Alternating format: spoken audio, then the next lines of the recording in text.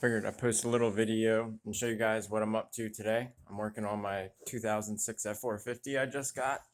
I scooped up this bad boy for a couple grand from a guy who doesn't really know much about mechanics, and it's got an 11-foot utility body on it. Thing's from Florida, so it's virtually rust free, which is very nice and very uncommon for Fords.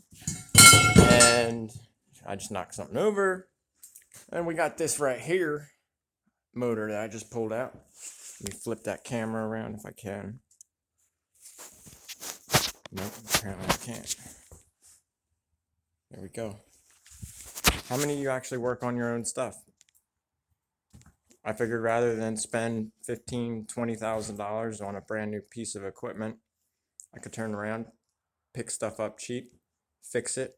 I'm gonna send this motor out to the machine shop and have it completely redone and drop it back in.